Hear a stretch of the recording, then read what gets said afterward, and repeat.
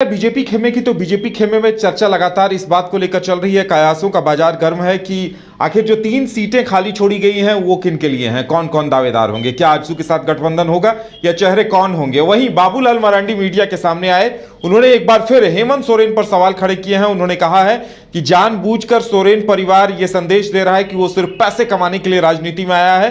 वहीं कल्पना सोरेन को लेकर भी बाबूलाल मरांडी ने कहा है कि कल्पना सोरेन के आने से कोई फर्क सियासत में नहीं पड़ेगा। ज्यादा जानकारी के लिए हमारे साथ हमारे सहयोगी मदन जुड़े हुए हैं।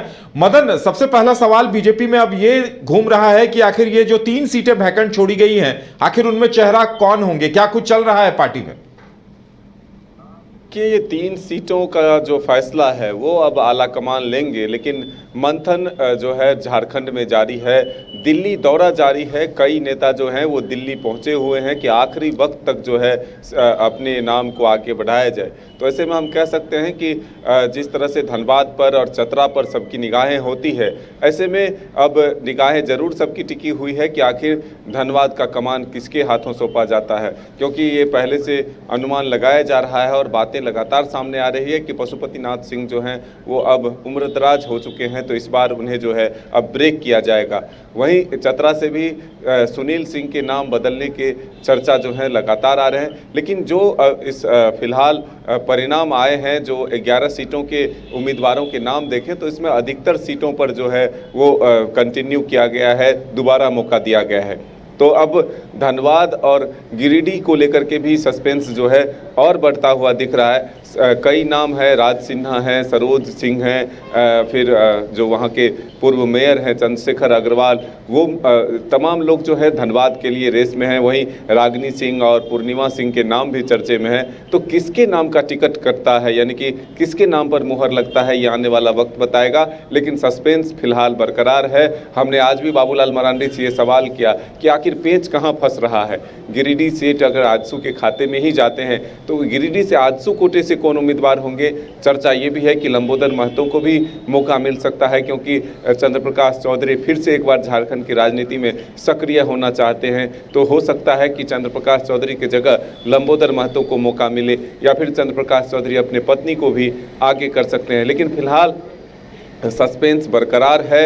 लोगों की निगाहें इन 3 सीटों पर जरूर टिकी हुई है कि आखिर यहाँ किसका नाम सामने आता है। लेकिन आज क्षत्रिय समाज के लोगों ने ज़रूर एक मांग की है कि बीजेपी के आला नेताओं तक जो है वो अपनी आवाज़ पहुँचाना चाहते हैं। वो कह रहे हैं कि झारखंड की जो 2 सीट क्षत्रिय के लिए है, चतरा और धनबाद, उस पर क्षत्रियों को ही मौका मिले, नहीं तो फिर वो आंदोलन करेंगे। तो ऐसे में कल फिर से एक बार वो लोग प्रेस वार्ता रखे हैं। प्रेस वार्ता के माध्यम से बीजेपी से मांग कर रहे हैं कि क्षत्रियों की भूमिका जो है उसे कम न की जाए, जो हिस्सेदारी है उसे कम न की जाए। चतरा और धनबाद जो है दोनों पर क्षत्रिय उम्मीदवार रहे हैं, तो ऐसे में क्षत्रिय सभा जो है वो ये मांग कर रहे हैं कि उन्हें कंटिन्यू किया जाए।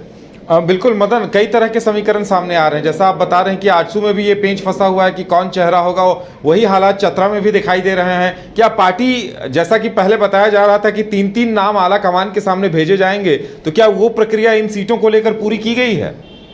देखिए, प्रक्रिया पूरी है, लेकिन इन तीनों सीटों पर नाम सस्पेंस में है।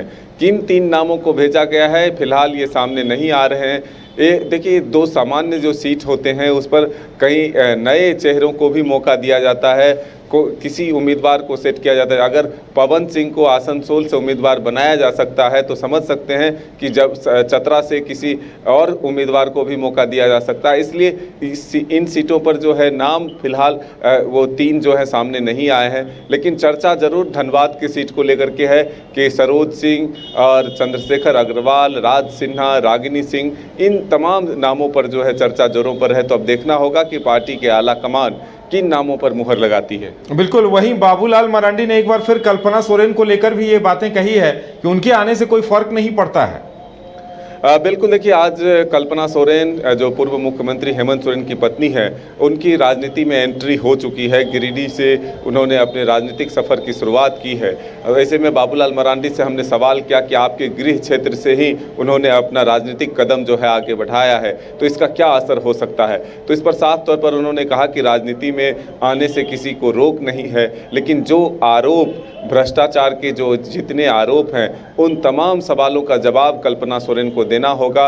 हालांकि कल्पना सोरेन के राजनीति में एंट्री से बीजेपी को कोई फर्क नहीं पड़ने वाला और वो सीधे तौर पर उस परिवार पर हमलावर है। बीजेपी के नेता बाबूलाल मरांडी वो कह रहे हैं कि राजनीति में वो सिर्फ पैसों कमाने के लिए आते हैं, पैसों की लूट के लिए वो आते हैं, वो परिवार राजनीति में सेवा के लिए नहीं आते।